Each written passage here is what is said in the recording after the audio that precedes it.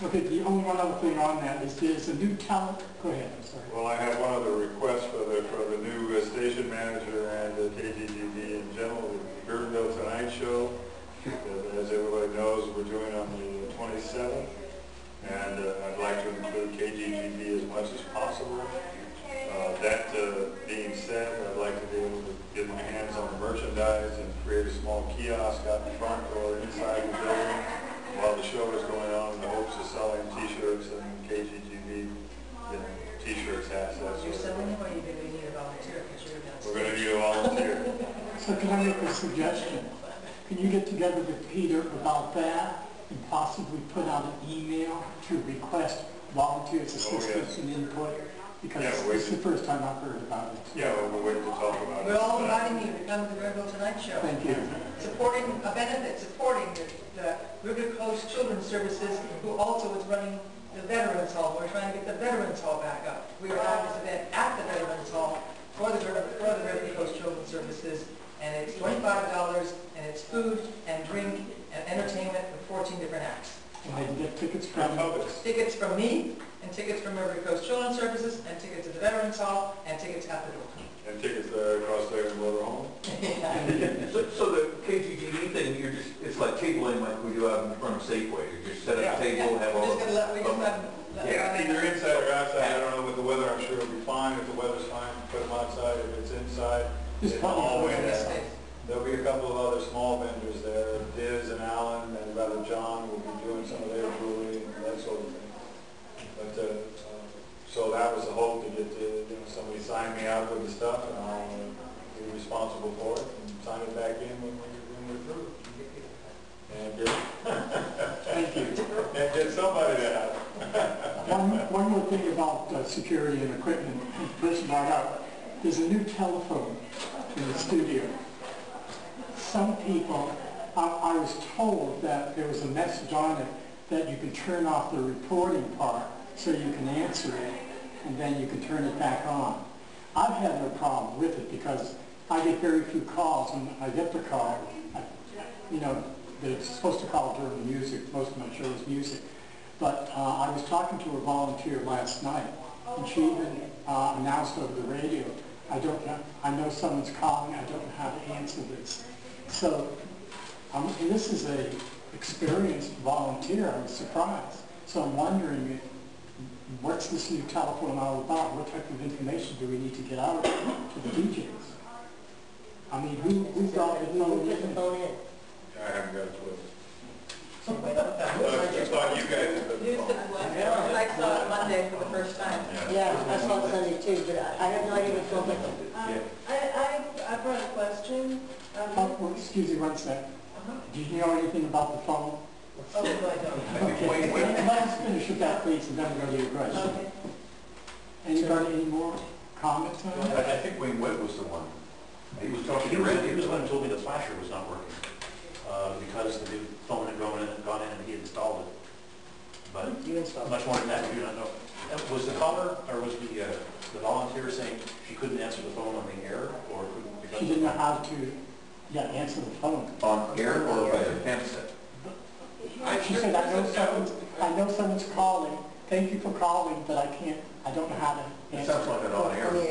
When I was in there today, I might still be in there. There was a note, someone had left a note on the phone saying that they couldn't stop the answering machine from picking up. Oh, yeah. So I see. so what we need to do is send out a message, find out who got the phone, and have them turn it on. Yeah. And use it. And get the flasher to work. And get the flash to work.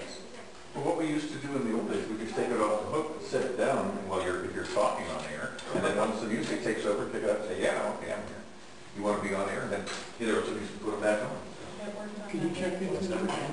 I'll send out a message we need. Well, they're talking now about maybe a lesson you can push it. Just two quick things before we dismiss.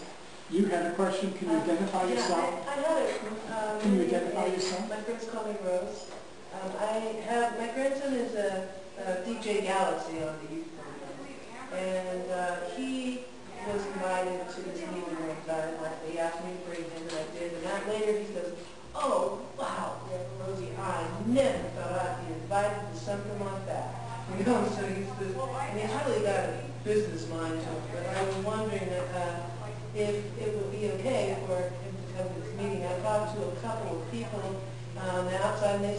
didn't see why not, that I think it was part of the radio.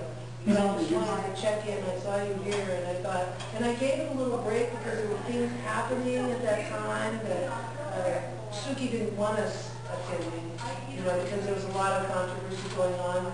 And so I gave him a break, and I thought, well, now's the opportunity to come and see. He's very welcome.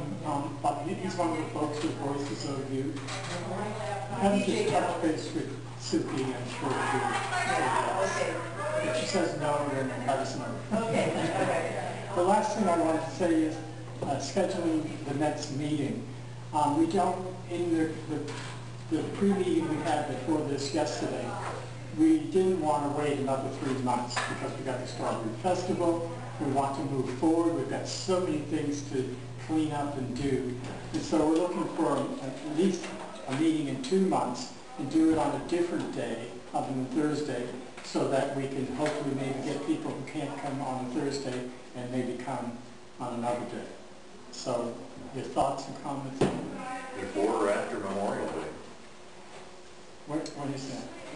In 6, 7 weeks. 7 weeks. So, and once you get afterward, you're into the I Strawberry was gonna say, Festival. yeah, I was going to say, I think we should probably have a monthly meeting until we get it to a place where we're a little bit more comfortable of having, you know, stretches in between meetings. Mid-May, maybe. Yeah, I think you talked about a different day other than Thursday. That would be a Monday. There's Monday the 13th of May.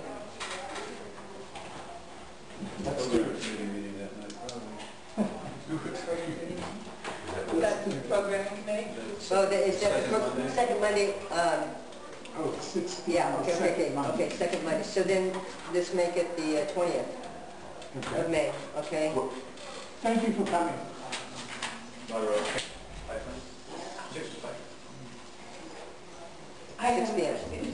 And why Mondays? Just a different day. Just a different day. Today was Thursday, and some people couldn't make it to it, you know, so we might rotate it. Huge number of meetings on Monday. Everybody has meetings on Monday. Well, Because they're always on the weekend. Well, we can again, get there. I want to thank you all very much for coming, and hopefully, with some of the things that happened here, will sort of guide us so that we can move smoother at the next meeting. Amen to So that. I really appreciate your patience and staying throughout. Thank you for your patience. Who gets developed? I just wanted to put out there that I was able to get the thugs to come for the 22nd, and apparently there's going to be a vote on what the date is going to be, and I had another band, and I thought, if anybody, you know, knows, it would be great to know right away if I have to call them. Okay, we should have an answer in about 3 days. That will be a mitigating factor. Yeah. We'll probably tend to want to vote for the 22nd. Okay, so should I call to find out?